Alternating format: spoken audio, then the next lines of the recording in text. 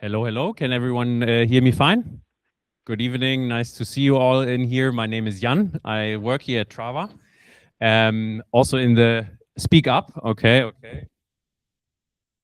Test. Can you hear me better now? I hope. All right. Perfect. So nice to have you all here. My name is Jan. I work here at Trava in the data team.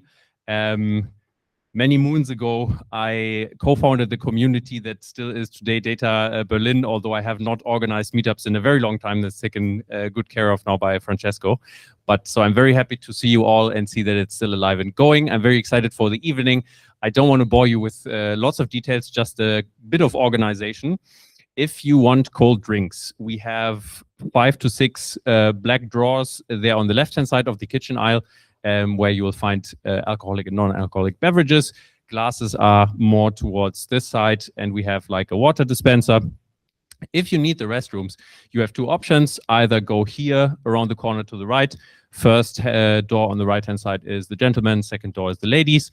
Or if you go to this side, all the way to the back of that room, turn left and left again, and you'll find other restrooms there. And I think that's it. I hope everyone stays hydrated and enjoys the evening. Over to you. Thank you, Jan. We can applaud Jan for the hosting. And Trava. So thank you so much, everyone. I'm just going to do a small reminder. So we start with a panel. We're going to do a break at some point because pizza going to arrive and it's going to be better to eat the pizza hot. So depends when the pizza arrive, we're going to do a break or it will be the end of the panel, depend on the Italian pizzeria, how fast they are. And yeah, the goal of this panel and the topic of this panel is to chat about agentic analytics. We have 4 people. I'm the host. I'm Christophe Blefari. I'm French, you might notice from my accent. I'm the co-founder of NowLab, and we organize this event in collaboration with Data Berlin and Francesco that you might all of you know, I guess. The plan of this panel will be, first, each speaker will introduce themselves and what is their relationship with agentic analytics and the stuff they have done, just to put some context about all the discussion we're going to have after. And then we're going to have some questions about some topics. The topics will be build versus buy, because you're going to see that, without spoiling, a lot of build have been done. Then we're going to talk about context engineering, adoption, and some spicy question at the end. The goal is to be also a bit dynamic. So at the beginning, it's going to be just us talking, but I'm going to try to take questions from the audience when you have questions, and at some point, so we make it dynamic and we can just bounce on the stuff that had been said by the lovely speakers that we have. So yeah, let's gonna start. We want to go first to present and chat about the setup that they have to do agentic analytics at the company. I can go next. Okay. I can go first. I'm gonna put the slide then. Yeah. Probably. Can I stand? Is it fine? You can. Because I think it would be way more. So yeah, actually, a lot of things happen in company, in Miro. And yeah, my name is Andrey. I'm from Product Analytics in Miro, working mostly with a core product. Core product changes its domain from year to year, from market to market. So today is AI, as many of you can know about, right? But the subject and context, why I'm here, is to speak not about the certain Miro updates or whatever, but something that internally we do in analytics to enable more people with high quality data and whatever those buzzwords you know, right? So, and I called it custom Looker MCP just to name what exactly I want to provide context about. Please, next slide. First, I want to just quickly show what the context of data stack in Miro. We have maybe average things that you all know about. So it's dbt, Snowflake, Looker, Qubit, all that stuff. Mostly, I would pay attention to Looker because it's actually Looker MCP. And next slide, please. this is things that I'm aware about really in the progress of development in company across analytics and data teams. We develop different things internally: context MCP, monetization MCP. I would say domain-related MCP is a kind of trend in our company right now, that different analysts in their domain develop specific things with a specific knowledge. It's sort of piece of context engineering, I would say, via MCP. And then Looker MCP is one of the things that I can speak today freely about. Next slide, please. Main motivation. You might know that Looker has its own native Looker MCP. Which I hated really, because the only thing I wanted to do is to just monitor things on the dashboard, like, I don't know, weekly run things and ask agent what's happening. And native Looker MCP can do this. It can figure out what's happening within the SQLs that behind the Looker explorers and tiles and so on. That was one of the first motivation, my personal motivation, to do something with that. Turned out that it's one-shot exercise to ask agent to build a thing which would be custom MCP. It's just using SDK API just to build custom wrapper, and that's it. This is how it worked for me. And then I iterated many times to make it work for others as well. And now MCP works really well with building dashboards as well, which turned out one of the use cases that I didn't expect would be really working well. Native Looker MCP does really dumb work with building dashboards. It creates just the tiles without any style. You can't edit this. You can't think about styles. You can think about anything. It would be just like a dead thing on your dashboard. But charts would be not, you wouldn't show this to your stakeholders. Next slide, please. Yeah, and tried actually to put everything to those slides. Maybe it's a little bit of spoiler of our panel, so sorry for that, Christophe.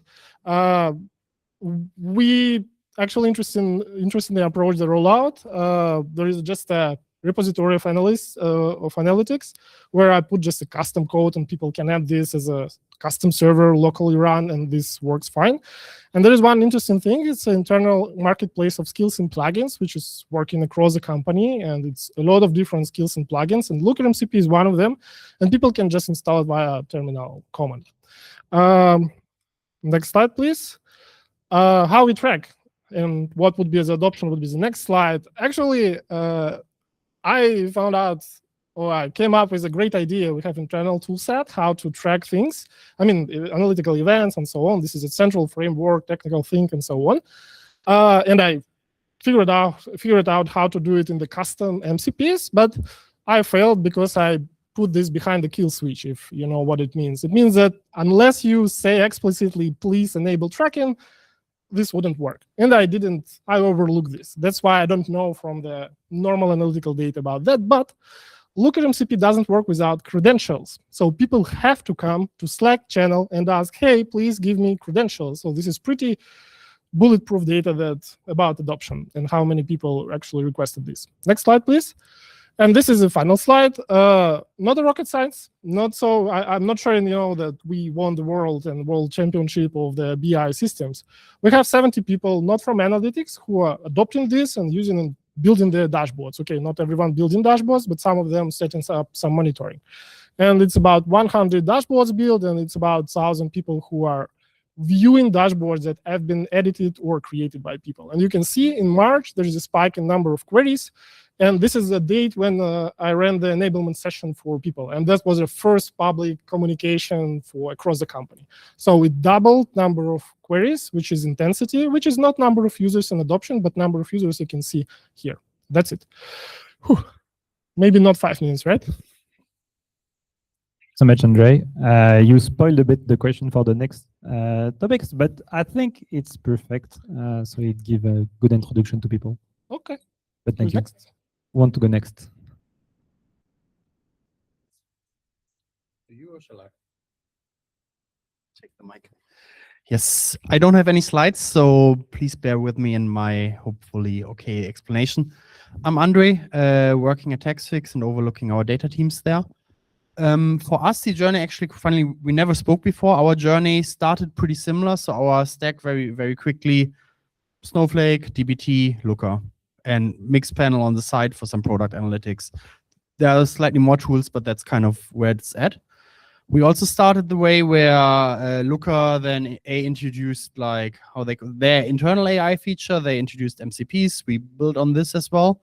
But then we quickly realized, okay, MCP is nice, but there's a second tool called Mixpanel. We also want this via MCP. We also use Epo in our stack, also MCP. And then you suddenly quickly go a little broader.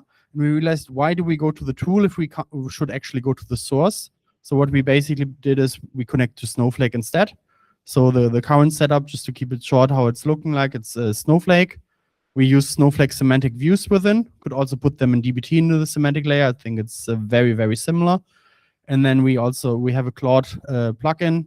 The main reason why we went for a Claude plugin is, frankly speaking, because the whole company is using Claude anyways in some shape or form. The majority is using Claude Code, which makes it quite nice. So I don't have an adoption problem, right? The biggest thing is always, or one of the biggest things is, oh, try this new tool. Not a problem if I just go to the tool which is being used in the business anyways, and I just enable that capability. And it works therefore quite nice. Adoption kind of skyrocketed from day one. People were anyways trying to connect to Snowflake, getting queries themselves. If we give them a bulletproof way to do that, works nice. And what the team is then working on, okay, now we have a way where people can connect to Snowflake. How do we now make sure that it's being used well and so on? So it quickly went into traceability. We looked into Phoenix, right now using MLflow for tracing. So we can also see basically what's happening within. We mainly optimize for, well, latency, cost, and accuracy. And that's where we then also run evals against it. Mainly LLM as a judge, because every iteration, A, we want to test it, B, it can also regress something else. So we want to really understand what's going on there. And I think that's the main setup. Overall, I think, I said, like, adoption is very, very good. And it also allows, I mean, what overall AI right now I feel does is broadening every role. So a lot of people who never knew how to write SQL are now bombarding SQL and so on. And also for the analytical roles, I think it's broadening them. And it's quite nice. So all the analytics engineers suddenly needed to know how to write evals, how to do tracing and so on, which sounds, I don't know, very scary at first. The second thing is it's quite fun to learn something new. It's quite nice of a setup. Right now works quite nice, but I'm also fairly okay with the fact the setup that I have today, in 3 months, I'll probably have something else, frankly speaking. Like the speed of iteration is going quite big. That's why I'm a big fan of something home built, because this home build, you can build all of this up in probably a week and it's okay-ish. And in 3 months down the line, maybe there's a new thing coming, something new. I think you just need to be flexible and be able to iterate quite quickly. And luckily with the tools that are there, I mean, one of the components that's probably harder to iterate on if I want to change data warehouse, luckily that's probably a good thing. I think Snowflake will stay. A form of a semantic layer will stay. Luckily, there's kind of an open format around this. So it's quite adoptable, even if you have to migrate from A to B, that's there. And then a consumption layer on top. New models kind of push this consumption layer forward. When we had Fable 5 for like 2-3 days, that was quite nice. We also run evals against that, and you saw a jump. You saw a jump in costs, but you also saw one in accuracy for sure. And yeah, it's that's our setup, and it's quite nice, but I'm pretty sure it will evolve in one direction or the other in the future.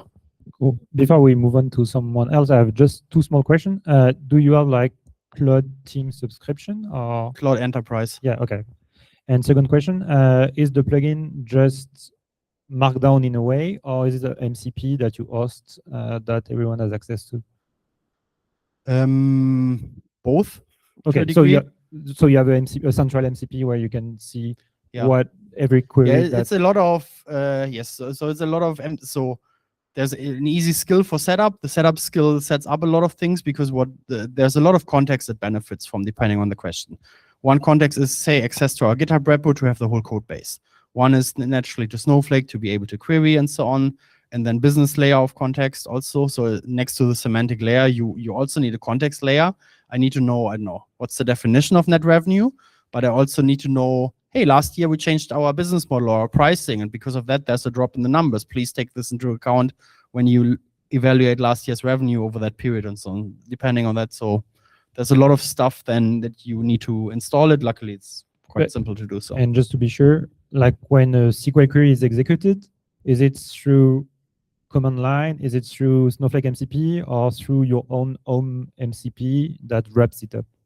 Snowflake MCP. Okay, cool. Who want to go next? Marielle? Slides. Okay. I can move the slide for you. Yeah. if you want. So, hi everyone. My name is Marielle. I work for a company called CarOnSale. We run a frictionless marketplace / auction platform for used car wholesale across Europe. So I wanted to get that right. I can navigate the slides if you want.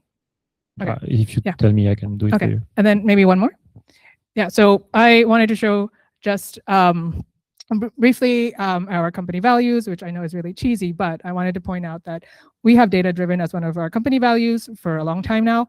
And if you've worked for any Berlin startup, you know that this sometimes is just a slogan, but at CarOnSale, I can attest that this is actually true, that a lot of our business stakeholders are pretty data savvy. So for example, we recently in the data team, our analysts audited their Tableau dashboards to see which dashboards are still in use. And let's say for every 50 dashboards, only 5 of them weren't being used, which tells me that our analysts are really great at designing dashboards that are useful. And also our business users are also really great at requesting data that they actually need. And I just want to point this out because this data-driven culture is basically one of our drivers for the decisions that we've been making around agentic analytics. So next slide. So before even attempting any agentic analytics, whatever, our number 1 priority for the last almost 1 year now is to curate a trusted MART layer. So that involved deprecating legacy models, next, and curating 3 core MARTs that contain canonical data sets that represent relevant business concepts. We call this the ABC MARTs. So if you go 3, exactly. So we have 1 MART for additional services. These are any services that our customers have to opt into. So for example, buy now, pay later. Then we have your business entities, which is kind of self-explanatory. So for example, vehicles, since we're an auction platform for cars, and any core process that any client that has to go through our services, we have a MART for that. So for example, auctions, that's one of our most important tables. And of course, we made sure that we comprehensively documented our data assets in Snowflake, which is our data warehouse. And our first foray into agentic analytics was a bot solution, and we kind of almost fell into this by accident. We started in September 2015. If you press 1, yeah, exactly. We were in search of a data catalog solution. You might have heard of Dakota. They are in the data catalog space. And during the sales talks, they were telling us about their new AI, like conversational analytics feature. Go 1 more, yeah, exactly. And so we decided, hey, why not? This is amazing. Basically, what you do is you integrate your tools. So we integrated our Snowflake. If you go 1 more, we integrate Snowflake, dbt Tableau, and Confluence into Dakota. And basically, we can also, if you go 1 more, we can set up different AI personas, basically chat interfaces for every business unit that we have. And it uses RAG to basically answer natural language questions and using all of the metadata from these integrated tools as context. And it will query. There's also a way to like limit and assign certain schemas for certain personas so that the sales persona doesn't accidentally query the finance schema or something like that. We also have the option to customize instructions, so kind of globally and locally per persona. So basically an agent's MD. And yeah, we have pretty good adoptions and for the last year. So this statistics of 265 average weekly chats, this is for the last 8 weeks, but more on the adoption later. Because we are also exploring building an actual semantic layer using also Snowflake semantic views.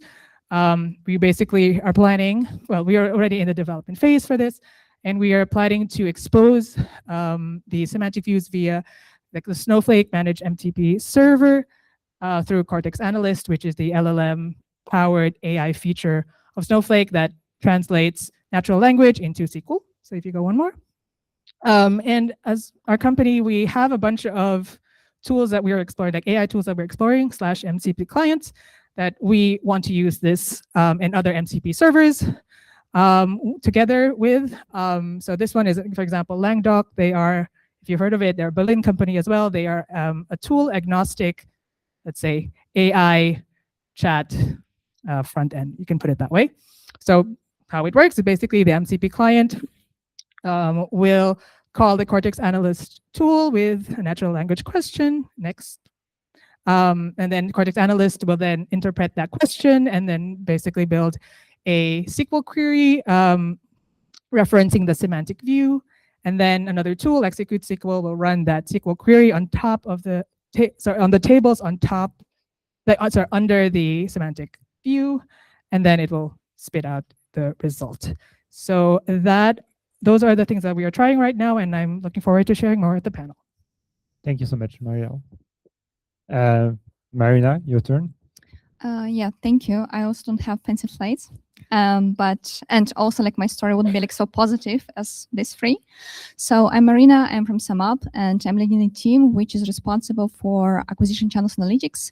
So we are supporting the teams which are helping us to attract like new merchants to SumUp, both like in online like formats and offline. That means that, for example, at this point of time, we are supporting 8 different teams, and we have like good data which is trackable like online, and we have like data which is collected offline by our like third-party providers. At the same time, since we are supporting acquisition channels, that means that we have like high velocity of requests. We cannot actually predict how many requests we will get each week because there can be like good opportunity, there can be some market downsize, and we need to react like very quickly. So that means that the amount of requests that we are getting actually on a daily basis, it's crazy, and all of this is going in different like channels and different chats.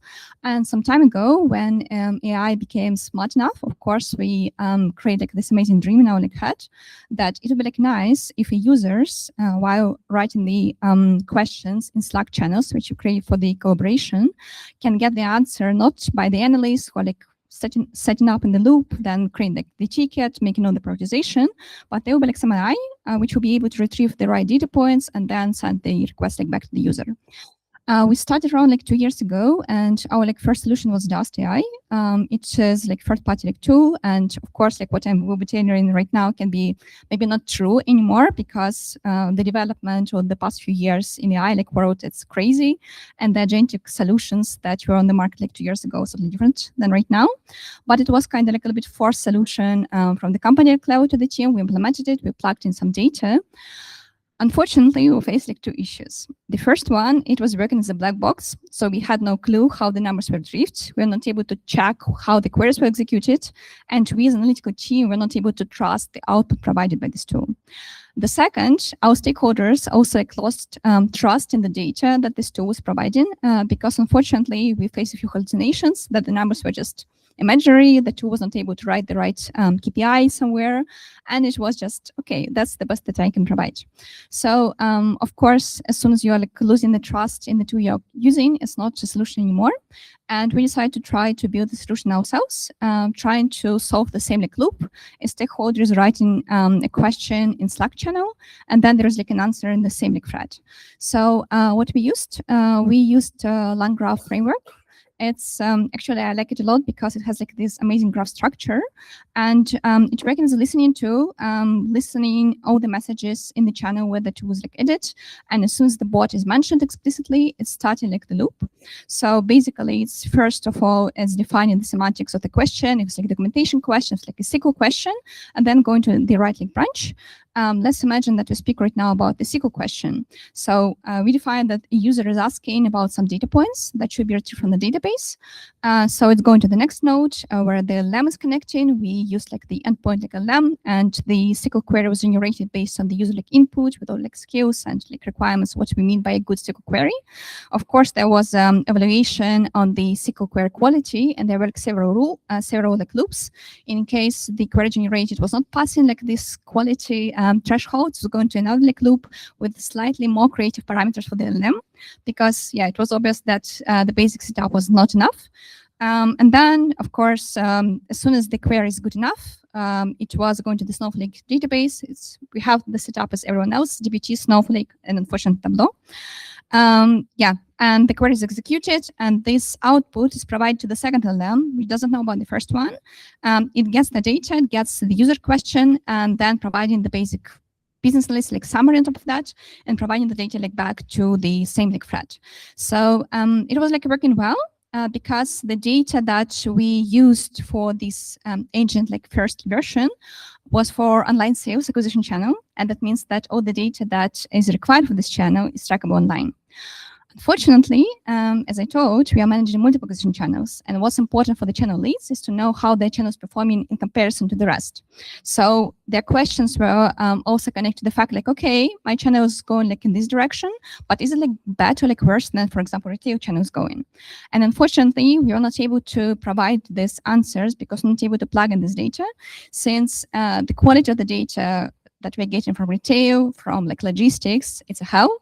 Let's imagine that only like in Europe, we need to collect the data from more than like 3,000 like stores. And this data like sent in PDFs, in CSV files, in email like formats.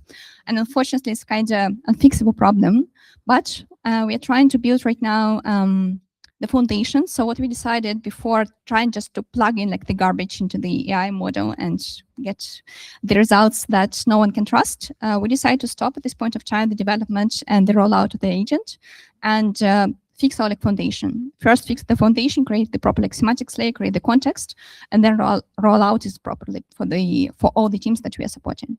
So unfortunately, I don't have like the happy story about how everyone's like happy and how this can solve the whole analytical team issues. Yeah, and actually, I would love to like hear the story how the offline data issues were solved by anyone. Cool, thank you, Marina. Thank you all of you to have put this context about the stuff you have been building. We're gonna go into the first global topic, which is just build versus buy, and see what are your views on this. It feels like most of you are doing build in a sense. So I would like to hear a bit more about this. And just funny thing, so my co-founder Claire, she did the same event in New York 2 days ago, and people were mostly doing buy. So this is maybe something that is a local phenomenon, like in Berlin or in Europe, we prefer to do build stuff, whereas in the US, people are doing buy stuff. But yeah, my first question is like, why did you decide to go for a build instead of a buy? And how much work was it? And yeah, the time that it took and resources. Yeah, maybe you want to go first because it's been a long time since you talked. But actually, my experience is a little bit off because I actually didn't consider buy versus build. In my case of Looker MCP, it was just using the 1, 2, 3. Yeah. Okay. Yeah. In my experience, in my case, that was rather using native tool one, which I wouldn't buy for or wouldn't pay for, right? So it's already paid, or building my own, and that actually leads to or hints to the one of the observations that I have, and probably why in company we mostly build. I can speak on behalf of other analytical teams as well, because it seems, and I can't say surely, so please don't quote me as a, I don't know, market analyst, but mostly solutions are mature for complicated cases. I mean, we have pretty complicated business model with the different entities, and at the same time we have pretty fine data foundations. I mean, that probably what I've heard from different places when I'm just talking to companies. I understand that infrastructure-wise, we have everything pretty much set. That I probably don't remember when I complained about events not coming to me or data is stuck where. That's why with this foundation, we can easily set on our own anything we want. And the third observation that I have is that everything is evolving so quick that when you try to integrate some solutions, and that probably is the downside of a company like us, that it's pretty much enterprise-ish company, when you would spend tons of time to integrate something, the market will be way more ahead. So we would just waste time. That's why maybe it's not the right time today, but I wouldn't say that nobody considers that. So I know that there are people, including our head of analytics, who is looking for that and considering options. It's just nothing fits for our needs for now. that's probably, and yeah, maybe sorry for the last thought, that we already have providers like Snowflake, right? They Databricks are just exported. They have pretty good AI solution already, AI systems, which is almost free if anybody used. They even claim that this is almost free, right? And Snowflake also has a lot of solutions. So we have already some providers and vendors to explore first, rather than explore and market. Who wants to jump on this? Yeah, I would probably add on this. I think build versus buy, a few considerations that go into the head is like time to market. So how quick can I get this out? Building is not necessarily slower, because buying means acquisition, legal review, all of that, and then still some setup that needs to go. And building, by now, do a 1-week hackathon with your team, see how far you get, and you might be kind of there. And one of the other considerations, at least that went through my head, is skill set of the team. So do I want to have a data team which orchestrates tools? Or do I want to have a data team which skills are equally growing and they can build those things themselves? I'm inclined to the latter one by default. And there was no hard trade-off. And you effectively, I mean, you at least save money on software costs. Yes, that money goes partially into payroll then to kind of build those solutions. But again, they are quick. So there's a lot of factors, I think, right now going to build. And also, I don't feel comfortable signing at least a 1-year contract with a tool that's just newly around, because 6 months the landscape might look differently. Like, I think committing to stable players, Snowflake, Google, and so on, yeah, new tools have it harder to get a 1-year commitment, I think. Just question or remark on this. How do you see like the maintenance cost? Because I feel also like with everything that is going on, there's some kind of maintenance cost to have. And also in terms of skill sets, developing agentic loop or chat interfaces, because in your side you didn't develop a chat interface, but developing a chat interface is not something that you want to give to a data analyst or data engineer, even if with vibe coding we can do whatever. Maintenance is certainly there, but maintenance is equally not zero with the board solution, right? You also have those loops there. So I think it's minimal. Like I said, we are hooking into Claude as an interface that's adopted. A lot of people use maybe also Slack as an interface, also kind of works. I'm getting a few pointers from Francesco towards pizza. Your call if... Yeah, we're gonna do just a jump here. If you wanna, I don't know, Marielle or Marina, if you wanna jump on the build versus buy, and then we're gonna switch to the pizza and do the break. I would like only to agree, first of all, to the points of upskilling the team, because I think it's required in this quickly developing AI world. But also, just to remind, we tried buy, and unfortunately didn't work for the team. Of course, it can be already like much better, but with the complexity of requests, of the data landscape that we have in the company, and the complexity of the team structure, at this point of time, first of all, like I don't see the tool which can cover this, take into account all the like features that should be like included to the skills and to the context and so on. And on top of that, again, for me, the core like idea right now is that I need to keep this level of trust with the stakeholders to which we are providing the data. And we worked hard over like the past few years to build this trust, because unfortunately the data landscape was not as good as it is like right now. And I'm worried that with another like tool, we again like will be in this like hole, because it will be hallucinated. We are losing control over like the output or the like what's in, what's out. And I don't think that's like the right solution for the team, especially taking into account how easy it is right now to build something. Like you really need a week, an engineer who wants to try something, and then it's out there. Okay, Marielle, do you want to say a few words before we? Yeah, I know that nothing I say is more interesting than pizza, but I will say that so it's not just like your data team skills that will improve. It's also the entire company's kind of data skills will improve with whatever solution you go with.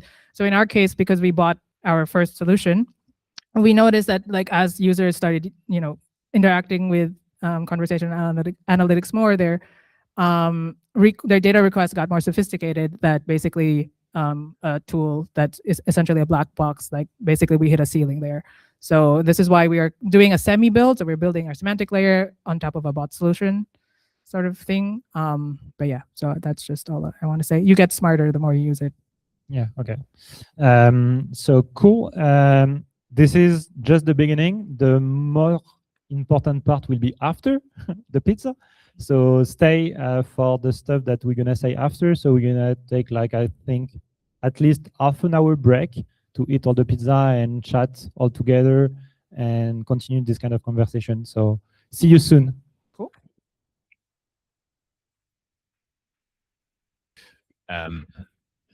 Hello, everyone. For those who missed my initial intro, again, I'm Jan, part of Trava. We're happy to host this meetup. I forgot a small, tiny bit of information just when introducing earlier that I wanted to follow up on. We are hiring in my team for thank you, for a senior data engineering position. So if you are interested in renewables, in energy, and time series data, it's a data product at the core, or joining my team, check out our website. You'll find the job there. And with that, enjoy the second half of our panels. Thank you. Thank you, Jan. Okay. Is it? Let me maybe tune it down just a little. Yeah. Yeah, it's mine. Yeah, this one. Okay. So just a reminder, try to speak close to the mic, especially you.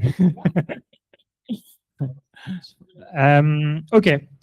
We're gonna do the second part. If you followed what I said just earlier, the next part we're gonna talk about will be context engineering and reliability.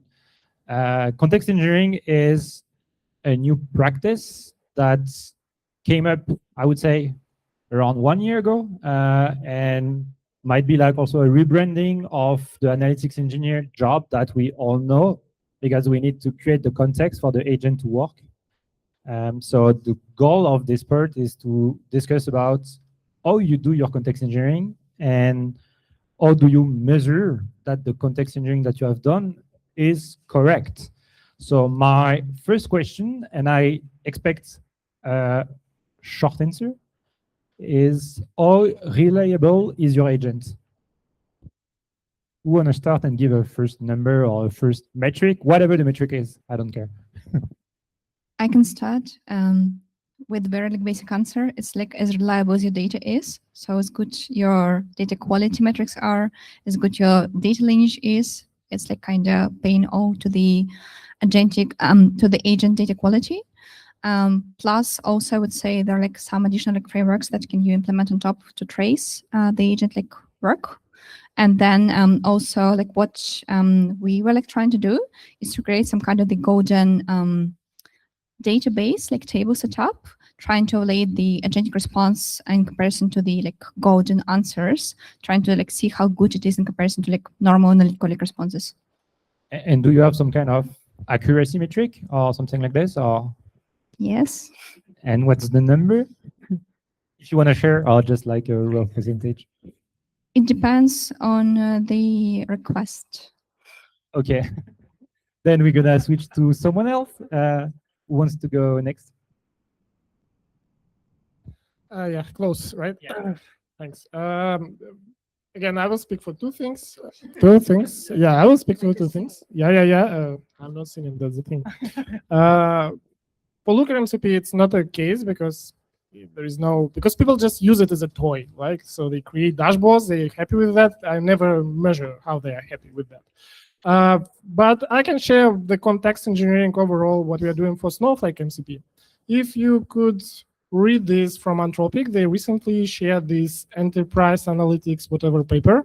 And I would say that we can share their observations very much. We tested Snowflake MCP without any context support, and that was about 39% of accuracy, which is actually not reliable at all. And then we did some context engineering, which is a context MCP. It's plugged into Claude or to Cursor as MCP, so it always listening to your chat and can be triggered in a certain moment. And then it has a, I'd say, database. I can't speak for the details of how exactly in which files and folders it's stored, but it it has definitions of all the meaningful metrics that we have in, and if it matches, it finds, it guides then Snowflake to query the right sources. So it provides as an output the right table, the right fields, and so on. Because for one metric, we can have multiple tables and events, which only analysts know how to read and distinguish, and that helps a lot. And according to the reports in our company, it increases till 80% accuracy, which means in 100 requests from people asking different things in Snowflake, it's from PMs, designers, analysts as well. In 80%, in 80 cases, there will be accurate result, which people would confirm that, yeah, this is what I expected to have, and we can see that the data sources are accurate and right one. This is what I can share.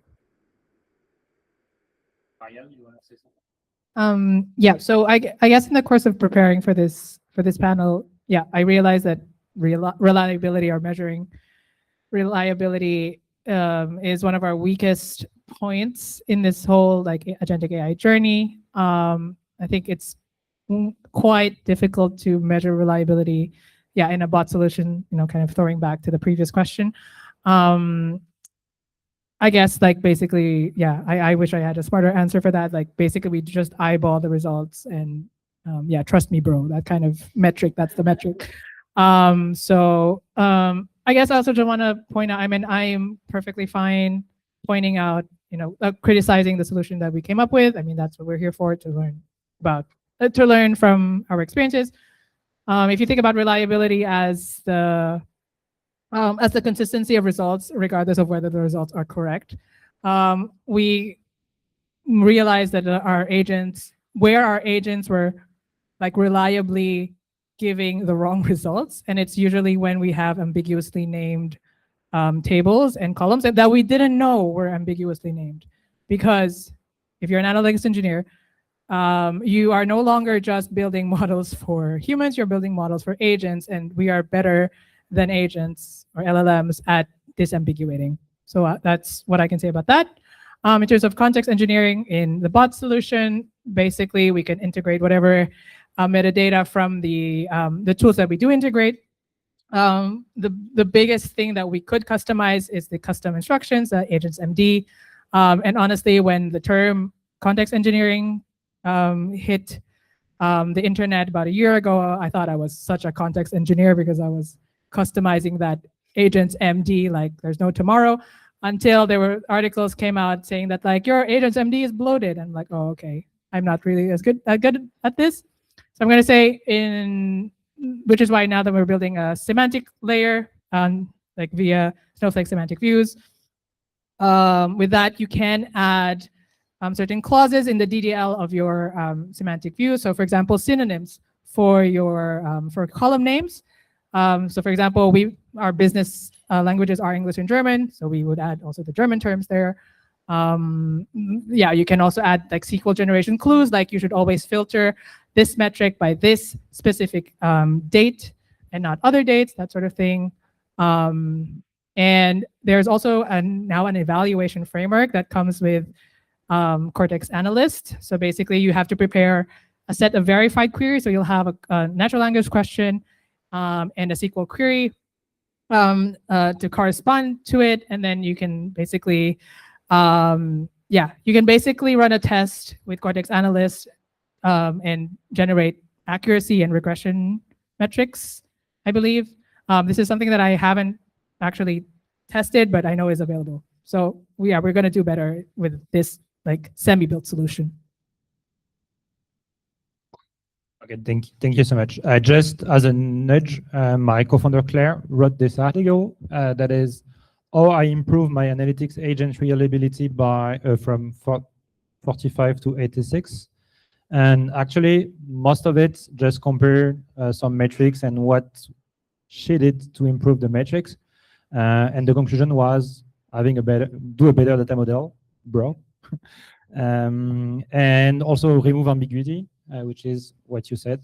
Yeah, you can have a look at it. It's like a good baseline to look at context engineering in some way. I have a question for you, Andrey. After the firefighters. My question is, as you have most of your users using the AI through Claude, how can you see if the thing that the AI answers is right? And what are the mechanisms that you've put in place to ensure that, yeah, nothing has been shared that is false or whatever? So I'm only able to go to a certain level of depth because I'm not the person building it. But it's essentially where you really observe on a detailed level is the traceability and in MLflow. So at one point we kind of implemented a simple consent form. Can we observe all of your queries? Can we observe this session? Can we observe it? And then basically everything gets sent to MLflow where you can look at all the spans there and every single interaction. That's one way to observe user behavior. And the other one is just also we have our eval set of questions where we run it against and then LLM as a judge where we just generally look at it. Okay, thank you. Just to jump on the context engineering after this topic of reliability. So you all have created some kind of context layer. How do you, what are the processes that you have put in place to incrementally improve the context layer? And who is responsible of owning the changes, or just who's the owner in the company of the stuff that goes into the context layer? Is it the data team? Is it some business people? Is it no one because it's governance stuff? Want to go first? I can go. So I would classify this certainly work in progress. Right now, it's an analytics engineer. It's kind of in our or close to the DBT repo in GitHub. And the analytics engineers also approving those and improving that. That's not a scalable approach, and we're fully aware of that, right? We are already reaching the threshold. So what I think a lot of companies I see right now is doing like building company-wide context layers, and then also distributing ownership and processes around this. I have not spoken yet to a company where that truly worked out yet. It feels like everybody's somewhere in this journey of building this. And that's probably also where we are. So we have something that is likely good enough for majority of analytical use cases with the questions we observe and so on. Does it capture all of the knowledge in the company? No, certainly not. And that's something classify as an active project. I'd be keen to speak if anybody works in an environment where they have a version of how they solved it. So any of you, or also sharing?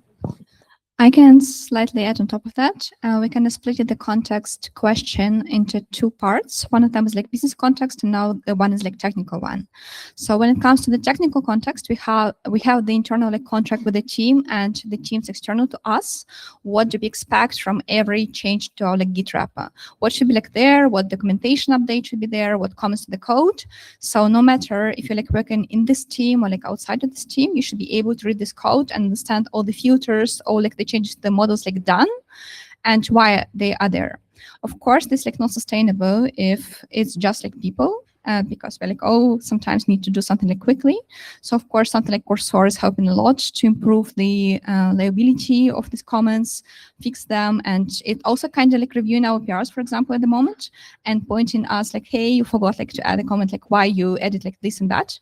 This like the basic like thing. And about the business context, I would say it still need to be living in analytical hands, and that's like how this is like set up in our team. Because in other case, the format of this context, how it's like created by the business users, it's not something that is like easy to maintain, because every business user is writing it in the way that suits them the most. But how we slightly make this more automatic is it's actually like very easy. We're using like Notion for our like project management, and because we're supporting at the moment like 8 different teams, that means that our like projects planning should be as brilliant as like well written as it could be. So every stakeholder from like any of these teams should be able like to go to the Notion board and check what's going on. That means that all the changes, all the features, all the blockers about the projects themselves, they're like written there. And there's like amazing Notion AI agents that you can create really without any coding. And I have like a few for my team. One of them is like just providing to me like daily status of the tasks, what was done, what was blocked, and so on. Another one is providing like the business summary of the changes done. And then it's like just easy to like ask it and implement to our documentation pages. So that's actually like saved a lot of my time. And I loved when Notion released this feature. It's really a time saver. So kind of in the spirit of data drivenness in the company, as a company value, we have some pretty comprehensive data definitions, basically business definitions, data definitions already documented in Confluence. And kind of the most basic answer here is that we just brought that over to Dakota and now to our semantic views. I must say though that it is still it's still hard to basically track whether those definitions have gone stale and like new definitions have actually come without actually talking to our business stakeholders. So we have with a central data team with data analysts, and they specialize in specific domains, but they're not embedded necessarily in the business teams. So I would say that the kind of context is shared between these two, but the data team is responsible for the technical implementation of it. I guess that would be my answer. Okay, cool. The time is.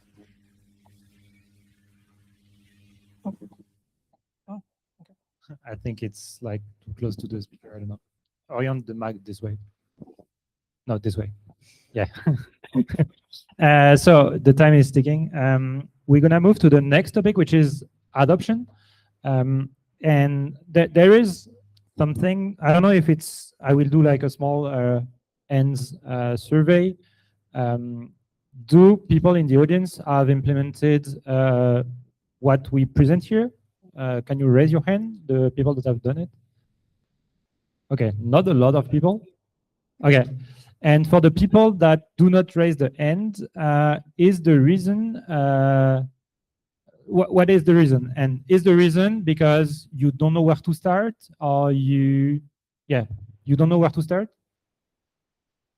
Oh, it's not the reason, okay. What could be the reason? Do someone have an idea? Yeah? Okay, you don't have the time. Do someone have this feeling? I don't have the time to get into AI. Okay, one person. Is the reason like I don't find any use case?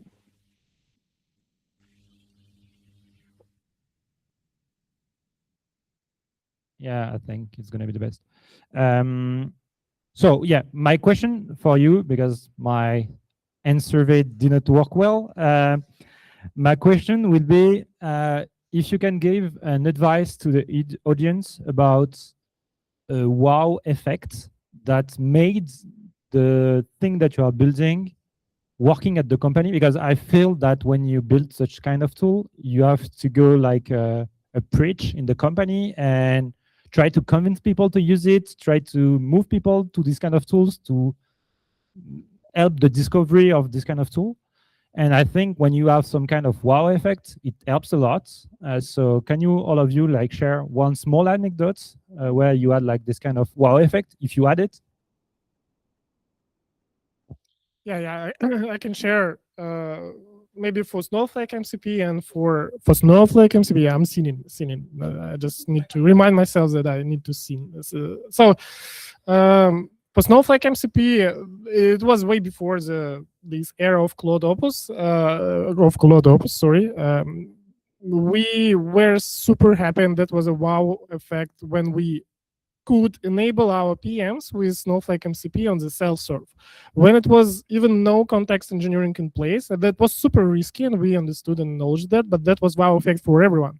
Why? Because actually that was a bottleneck. When people want to know something about data, they come to analysts and they need to wait, analysts need to calculate, then the analysts need to validate, then you speak about that, talk about that, validate, and asking why you want this data, and so on. And when they could do it autonomously, that was a wow. But I have bad stories about people creating crazy presentations with hallucinated data when I could capture the catch them saying, hey, you don't need to do that anymore, please.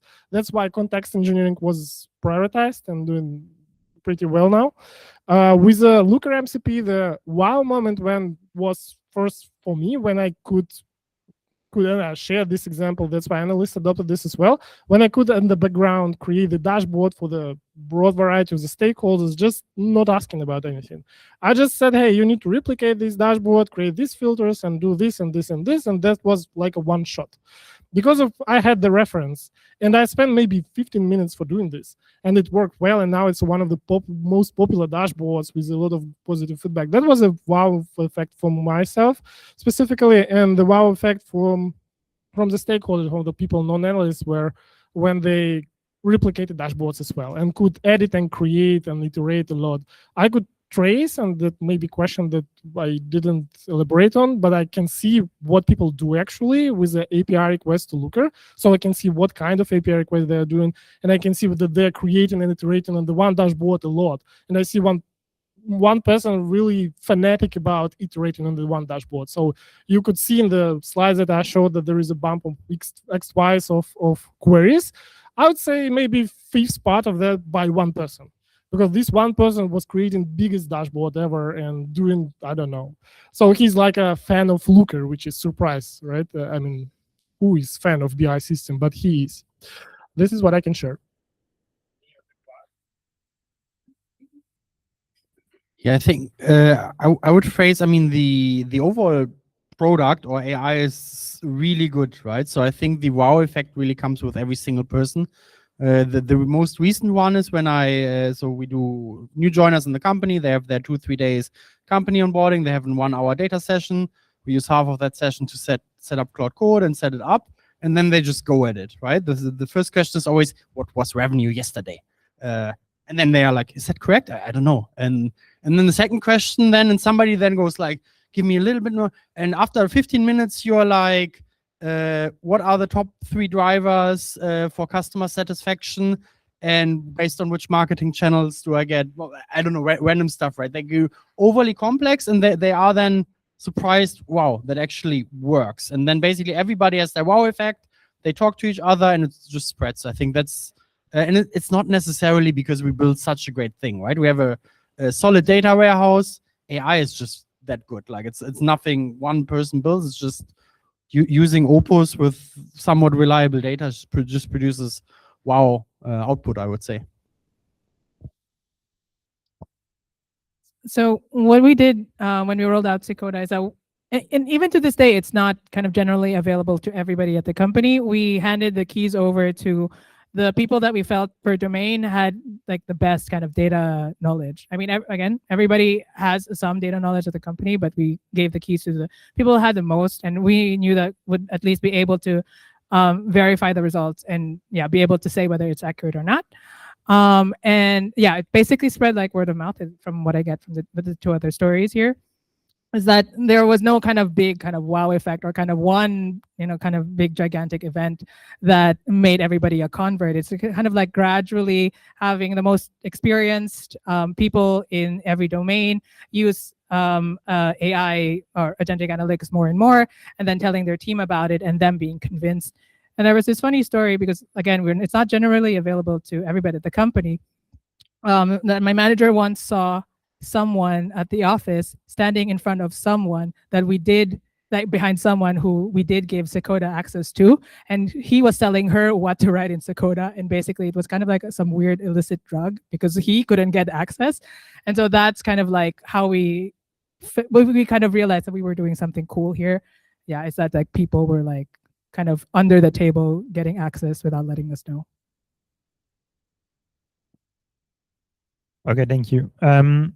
So you have some kind of adoption metrics. You shared it. I want around the adoption, just try to move forward and try to say what's the future. And I would like to know 2 things. The first thing is, how did it impacted your data team work or data people work? Because in a sense, when people have access to data more easily, it means that we have reached self-service, and the goal of the self-service is to let the data team to do way much important thing, like doing deep dives or whatever. So first thing is like, is the data job changed? As the data job changed? And second thing is, how do you see the data analyst job evolving in 1 year, 2 years, 3 years? Because online we read that data analyst is going to disappear. It's going to be just robot doing this. Do you feel this? Marina, maybe? Yeah, it's my favorite question, actually. And first of all, I want to tell that for the first time in many years, I feel that I'm not a typing machine to the users, which is just generating SQL queries. I'm not the reporting provider, which is just creating the dashboards, and then the users are doing all the cool analytical stuff by themselves. We of course, like we just started this journey, as I shared, and there will be like multiple iterations before we get to the like full self-serve like analytics, to the agentic analytics. But I have for the first, like I think this quarter was the first one when our team has time for something else on top of like the basic data modeling and reporting providers. So what I would tell like next, I would say it's applicable maybe for the next 1 or 2 years, but we don't know like what it will be like next. But from what I see, how the team are also evolving, first of all, it became like more engineering like ones, because we need to prepare like the very trusted data foundation with all the semantics, context like on top. And that means that we are not only providing the data to the humans anymore, but also to machines, and they think a little bit differently, a little bit different like context, and so on and so forth. So that would like the first part, you need to adapt the ways how you're like working with the data. And the second, yes, whatever like you told about the deep dives, about the forecasting and so on, that's all the topics that we are having right now at our hands, and for which we have time actually. And that's amazing, because actually before the AI like era, to like create some forecasting like model that will be working like pretty well, you need to hire like a separate like team for that. You need to train them, onboard them, and so on. And right now with the like cool foundational like knowledge that I think every like person with the like educational background in this like sphere like has, we can do the same. And that's like really amazing. For example, we delivered like our first forecasting model as the like team this quarter as well. And instead of like months of work done by the data science teams out there, it took like around 2 weeks. And I was like so proud that my engineers right now can do so. And the accuracy metrics is amazing, can help the business right now. So actually, I didn't know what will be like in 3-5 years, but in the next 2 years, I see us becoming like a strategic partner for the business and not like the typing machine that just like writing SQL queries. Yeah.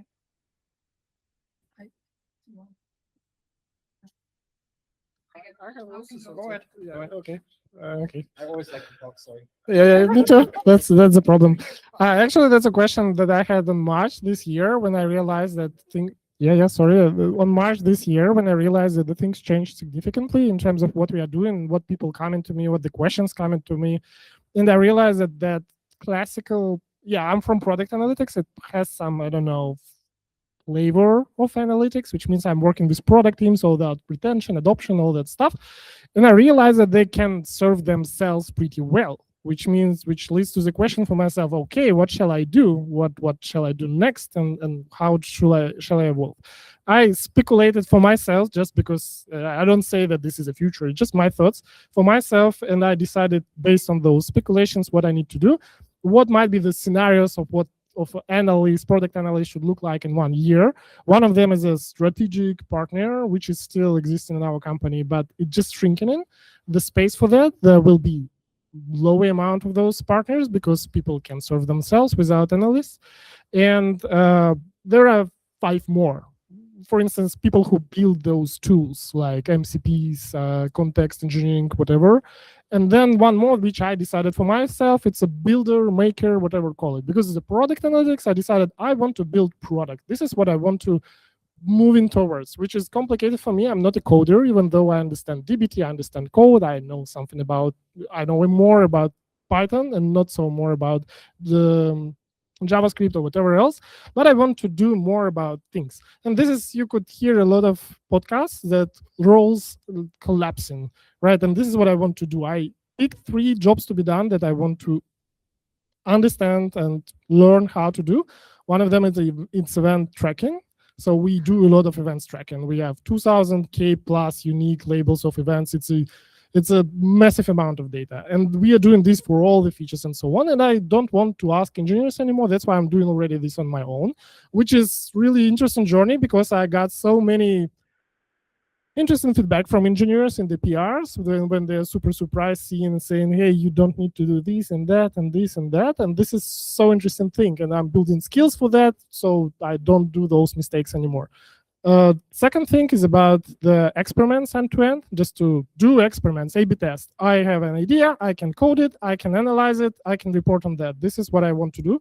And this is from feedback, we call it optimizer role, when I can own metric end-to-end. This is what is interesting for me, which is actually very intensive because I can't find time for doing all that stuff. And the third one is the prototyping, because AI design is also here, a lot of solutions for this. And we have some lightweight solutions in Miro. For instance, we have lightweight interface things, which is a platform for not deploying the whole application, but just the UI, where you can do prototyping. And this is what I want to do on my own and maybe propose something meaningful, not just like a crazy UI changes, but something that makes sense for the business. This is my vision for 1 year, what I have to do, I have to be aware, and what I think that this will be valuable for product analytics. You want to jump on this or no? Because I have another question, but I don't know about the time. Do you feel tired? Are you entertained? So we continue, right? Okay, we continue. Yeah, if you want to jump. No, you don't have. Okay, go. So if you're still at the start of your agentic analytics journey, I can spoil this for you and say that your stakeholders will still probably want spreadsheets. And that is the #1 thing, the #1 request of any kind that we get in our agentic analytics systems. So the analysts are super thankful that they don't have to do this day in, day out. Eventually, the hope is that they don't do any more dashboarding, or like they do very minimal dashboarding. And they move on to becoming a strategic partner, as everyone else in the panel has said, and kind of owning more of like the data structure. So our analysts are working more like analytics engineers, especially now that they're building their own semantic views. And yeah, that's all I really wanted to ask. Like spreadsheets are not going to go away, but at least you won't have to prepare them.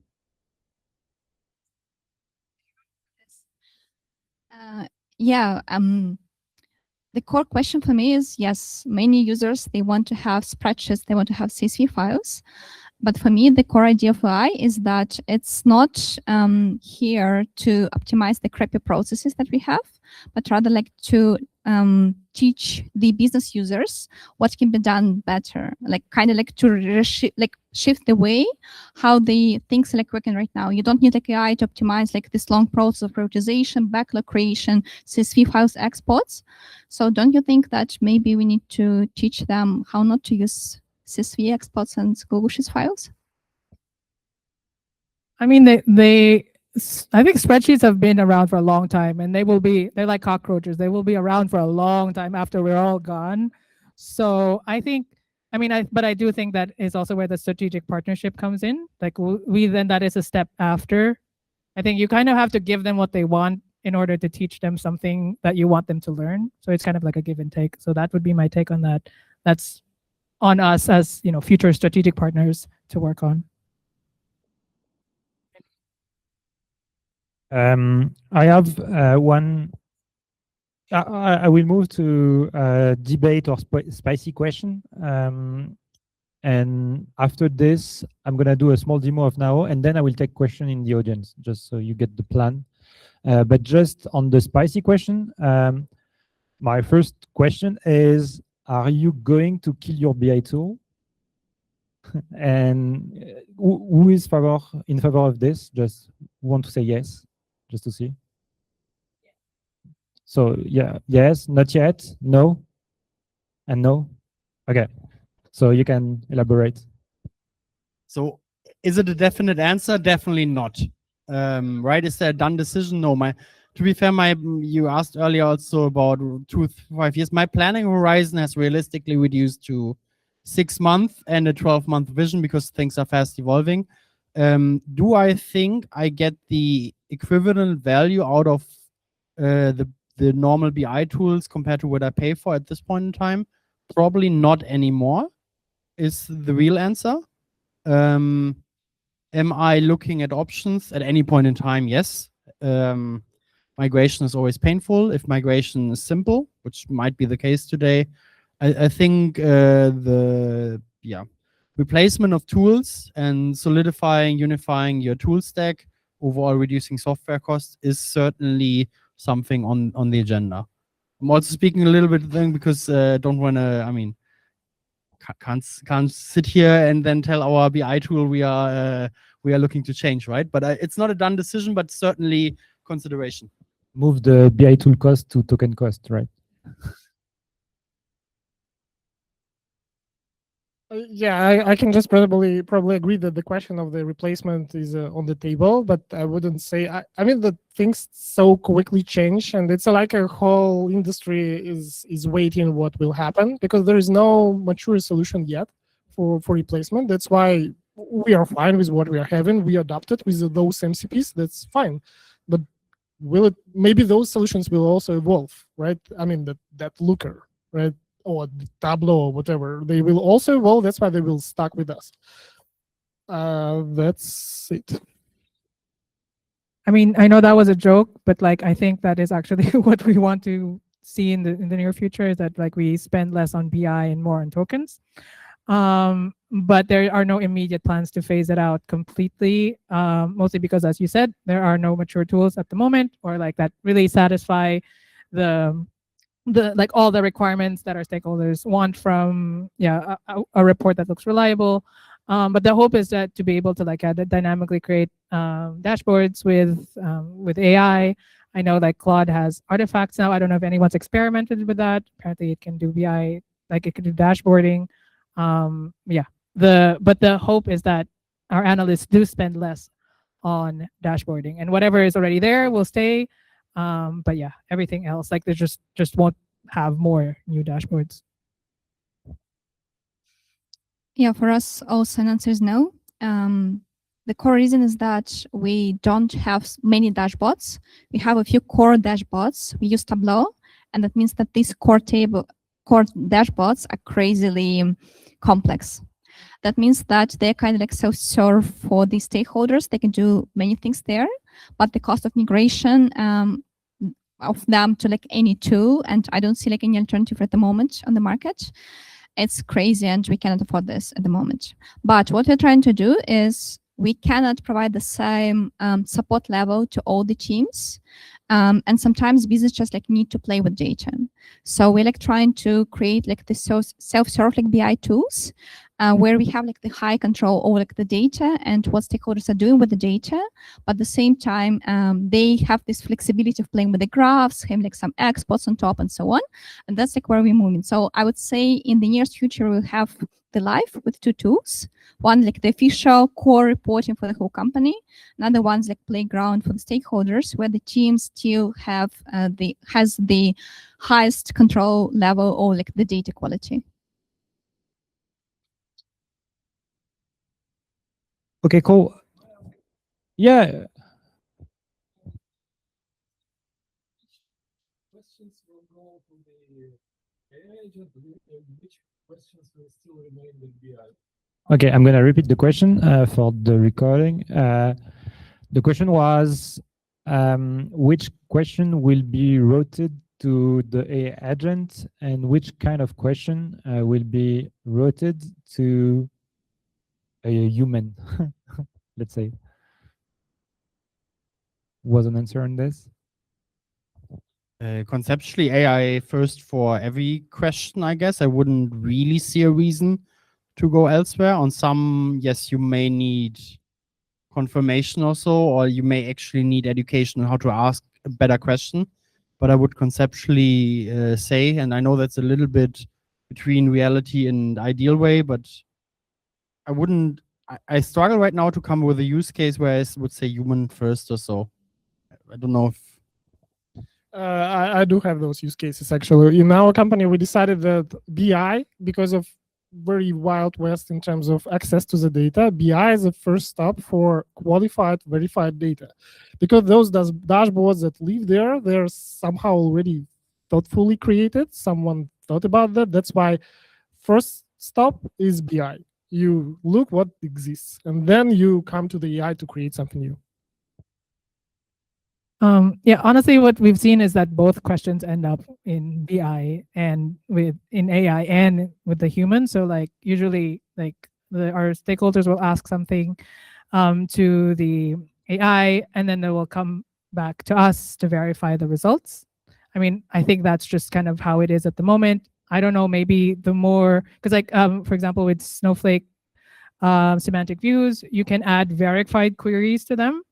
So yeah, in the future, if they ask a question that's recurring, we can program it such that it will spit out a result that is verified, like it will show up as a verified result, and then maybe that will just kind of be enough, and it will never land on our desks. But that's currently where we are at the moment. We have crazy amount of data points for everyone. And I can only imagine what would be like the difference in answers that the users will get, and like asking the same question in different like LLM tools, in different like chatbots, and so on.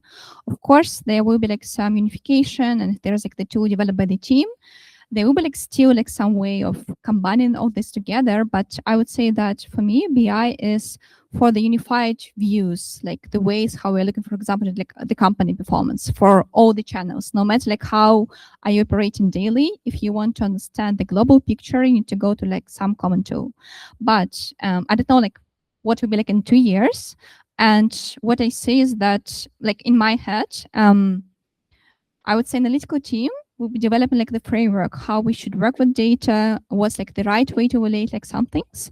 And then it doesn't matter if it's like a human or AI is doing so, and of course like cheaper and faster with AI, to just plug the data into the create like framework, and then have the output that's like validated and was thought about by some analysts before.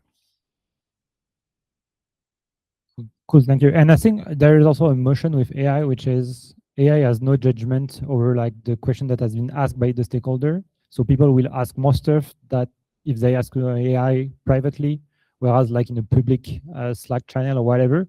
So I think it's also like some kind of movement and motion that is at stakes.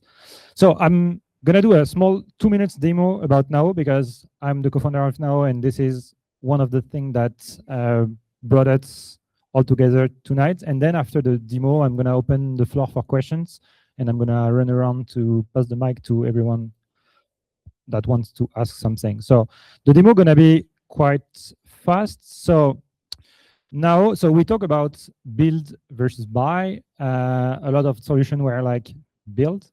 On my side, I'm building Now, which is an open source agentic analytics solution, and you can buy it for free because it's open source. But joke aside, the way it works is it's like just a prompt. I'm not gonna do the offense of writing a prompt and waiting for the AI to answer.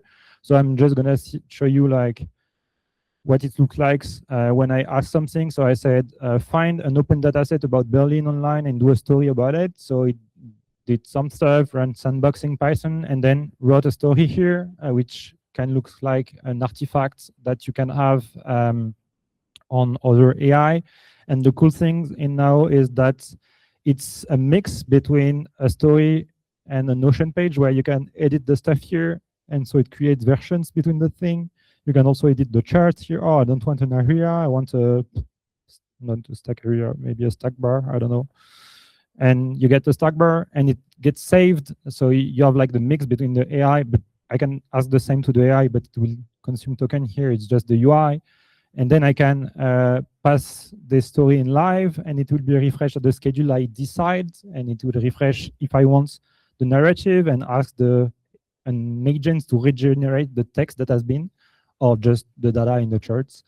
And I can share it to the company. So that's, I would say, mainly what it is.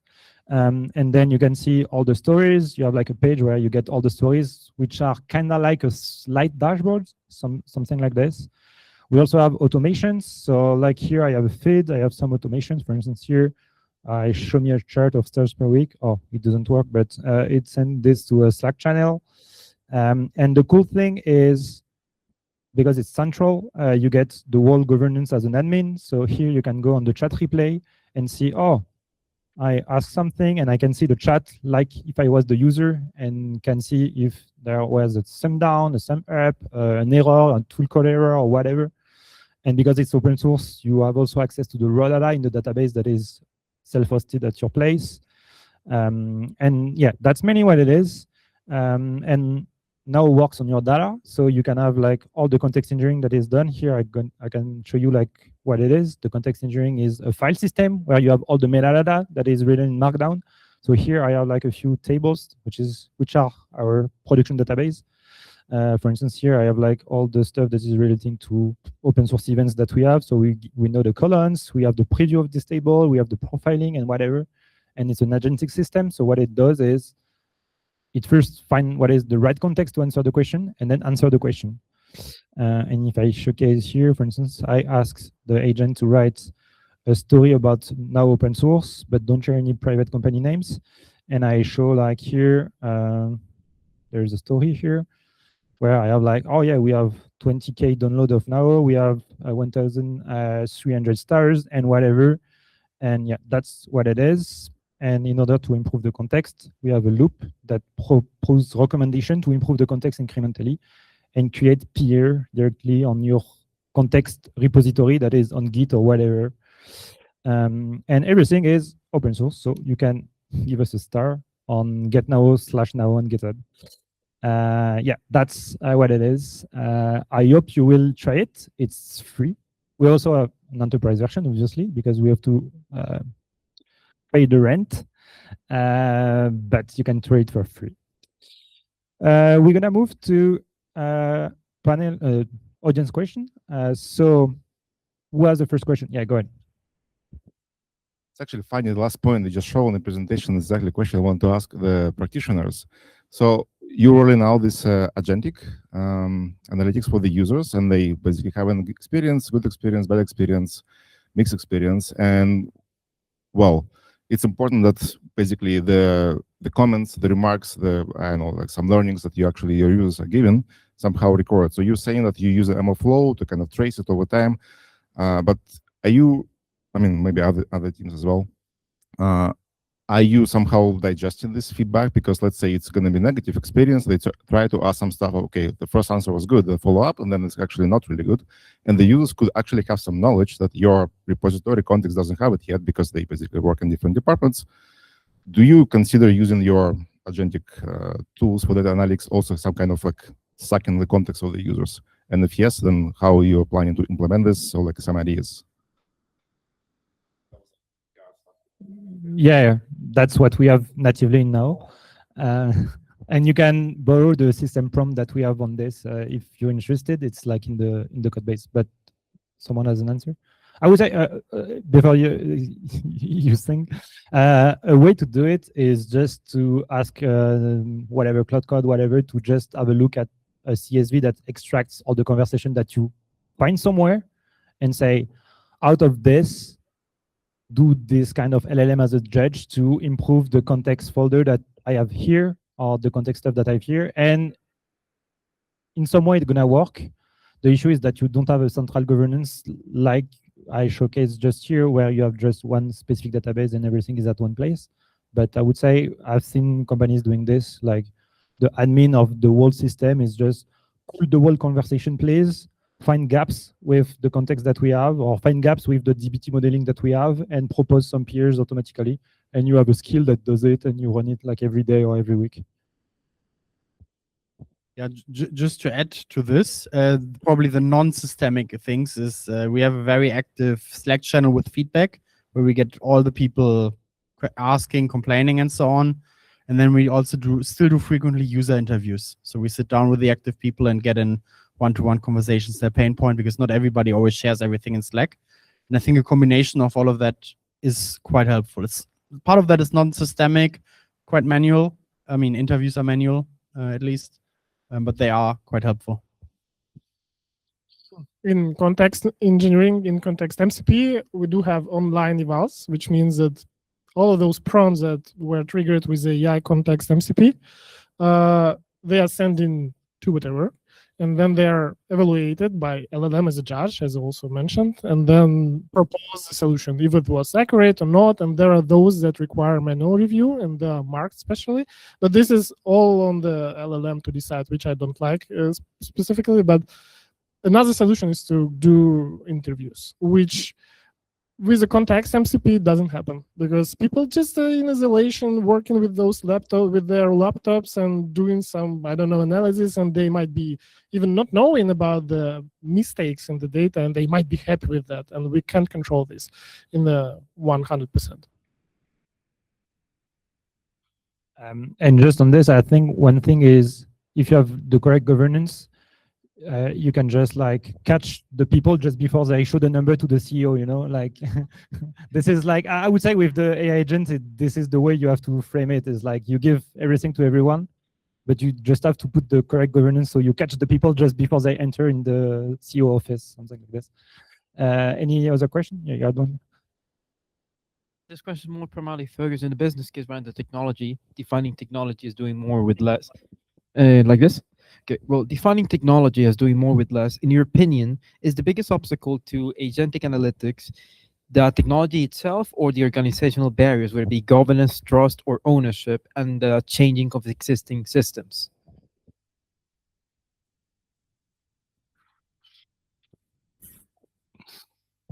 I would say, when you look at, before you opening, I would say when you look at the adoption of ChatGPT, Cloud, or whatever, like trust and all this kind of governance shit is not an issue, because people just are adopting stuff. So I would say currently it's more like the data team that is limiting stakeholders rather than the opposite. Like stakeholders are asking for stuff everywhere. Yeah. Perhaps a small preamble. I'm mostly asking not like the stakeholder itself, but the barriers like regulations such as GDPR or like the data silos within the company. Because you were talking about using AI as a democratized asset everywhere in the organization. But for example, the intern's not going to get access to the investment report of the finance team. And basically, if you use an AI agent wrongly, it can be an absolute disaster and open to a lawsuit. That's my question. Yeah, go ahead. What I can tell is, for us, it really started differently. In SumUp, we have a policy that everyone can use like initially we had a policy that everyone can start using the AI solution that fits them the best. So we had multiple tools launched by multiple teams at the same time. There was like Dust, there was like other things and so on. And it was like kind of pushed by the management. It was the idea that AI is here, please try to adopt it. But actually all these barriers about the adoption, about the data quality, governance, and so on, data teams started to push back and asked the stakeholders and the business users to stop, because it created like crazy mess. Everyone is doing everything without the proper governance in place and so on and so far. So I would say in our story, it was different. We had to educate our stakeholders that before AI was fully adopted by the company, and before we can like really trust it to make decision-making process with AI like power inside, we should first of all like build the foundation. That's like a very like boring conversation. It's like very hard to like go to some like big CEO like meeting and tell, well, unfortunately we can't like plug in AI because we have to build like our tables normally. We need to document things and so on and so far.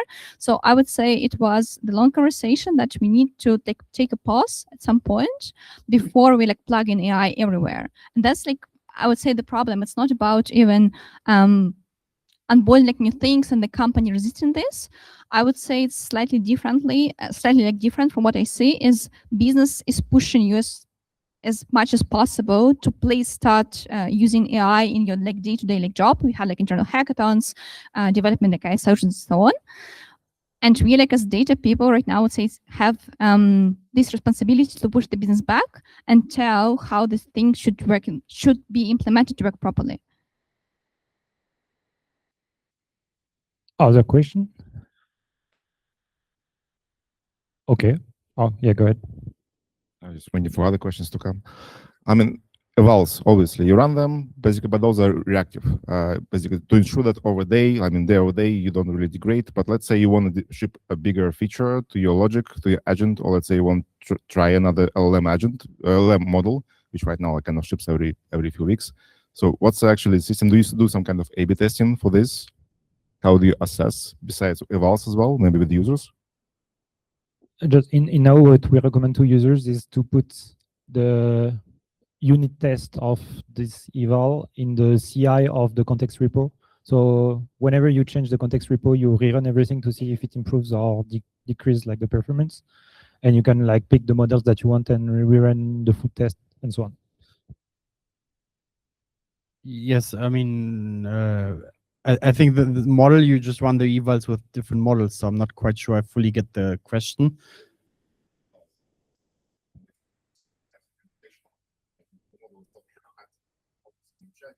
Yeah. I mean, our evals right now are not a conversational stream, but rather a one even huge question and then an answer. I think that the one thing to keep in mind is this: the moment you expand your data set, your semantic layer, and so your eval set has to grow over time, right? That's the one thing we are currently expanding, right? It's pretty hard to cover every aspect the tool is being used for in evals, because your evals, you don't want to run. Maybe you do want, I don't know, but you don't want to run 500 kind of questions. I don't know. Do you actually? You're the expert. How big is a good eval? At the moment, we see like between less than 100, like because after, and also it's super expensive in tokens. So if you run the evals every time you change something in the context, can be quite expensive. Any other question or? Oh yeah, let's go.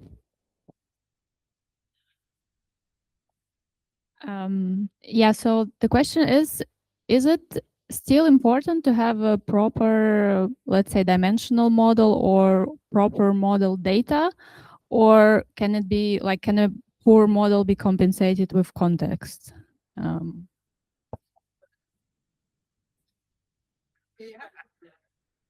No, I mean, I would underline get the foundations right. I would even start at like get data contracts in place for the data coming into your data warehouse, get proper data modeling, get like high quality models with proper documentation and tests in place. 100% for sure the first thing. Like they feel very strongly about this. I see a lot of nodding. I mean, it's kind of like hygiene, right? Like you can perfume yourself all you want. It will compensate for your lack of hygiene. That's all I can really say about that. And just like regarding agents, it has been proven that the reason agents are hallucinating is because the context window is polluted with useless stuff, with too much noise, and with incorrect stuff. So if you compensate the wrong data model with stuff in your context in some way, whatever it is, in rules, in agents.md, whatever, at some point you're going to pay the price because it's going to be too big. It's going to contradict itself because obviously everyone is writing the agent.md with plot code and do not even read what is written in agent.md. And LLMs are not synthetic, so it's going to be like a huge file that you do not maintain correctly. So I would agree, have good data model is better. Any other question? Okay, I'm coming. Oh, go ahead. Thank you. So just to follow up on this question, I think for structured data, we grow up mature with the medallion architecture to move from bronze to silver to gold. So we model our data. So that's for structured data. What about unstructured data? What's how to come up to this maturity of having a dimensional model or a gold layer, but on top of unstructured data? Often. Someone wasn't to answer.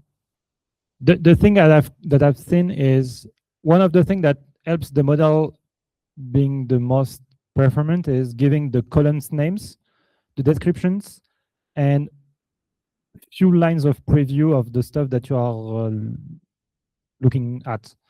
So even with unstructured data, this is the kind of stuff that you can proxy and or build, depend on the unstructured data, but if it's a PDF, it's a bit different. But if it's like unstructured data in a way where every row doesn't have like the same schema or stuff like this is some kind of stuff that you can proxy, I would say. But for PDF, the way I would approach the issue is I would write some kind of skills that explain a bit how the PDF works and how you can treat the PDF to go inside a markdown format that can be treated by the AI. So the AI can write a Python script or .db stuff that runs locally to treat the text representation of the PDF to get whatever. Because if you put the whole PDF in the context, it's going to explode and whatever. So the best way is to get some kind of profiling of the unstructured data in some way, write some Python code that treats it, and then let the agent do magic. Like this is, let's pray the LLM gods. Yeah, go. I can only add on top. I was just thinking out right now because we're not working with unstructured data at the moment, but we have like a process we're working on where we have a PDF as an input to the agent. And the first that the agent is like doing, it's evaluating like the quality of the PDF that it receives. And if the quality like row sets are like not all green, then the PDF is going back to the user and the user has to like fix it. In terms of the PDFs, I would say it's kind of solvable, but actually it's like an interesting question. And right now, if someone knew how to do so, like for example, how can we evaluate the quality of the images that we are like receiving? For example, what you're like trying to do, we also like trying to scrap the advertisement like online to understand like what our competitors are doing. Like pretty nice task that can help the marketing team a lot, but how can we evaluate that the images that we collected are at the good quality level that can be then analyzed by AI? I don't know. And if anyone knew, please tell me. Any last question?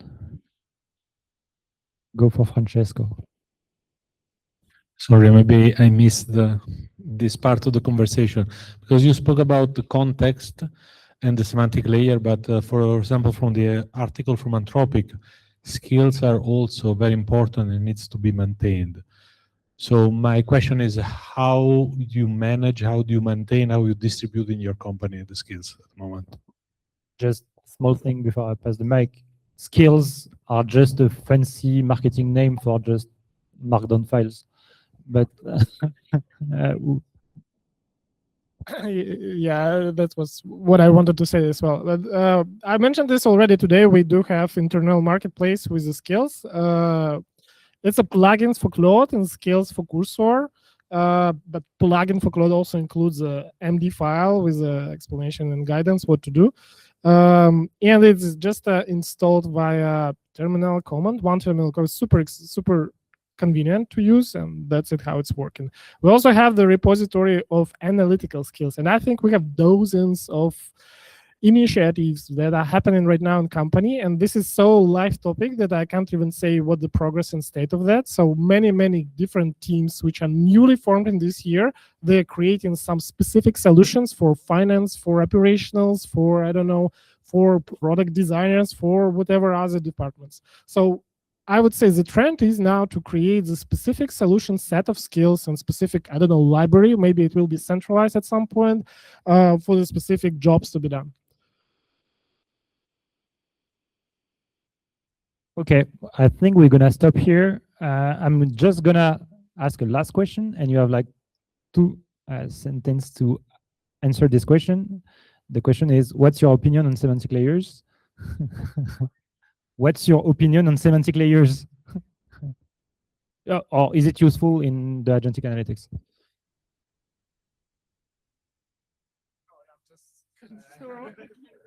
We can start from here. 2 sentences. It's must have, and it should be supported by the analytical team to make sure that agentic analytics is working properly. Well, it's part of what we're working on right now, but it's the biggest next step for us. So yeah, we're totally bought on the promise. Let's see if we do it properly. Yeah, I can echo this. +1, and I'm quite happy that there seems to be a standard for semantic layers being implemented. Makes life quite easy. Thank you. I think we can close the panel.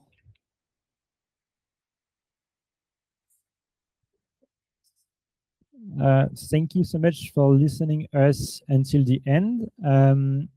Just first thing, don't forget to put a star on the repo. And yeah, I'm just waiting until you do it.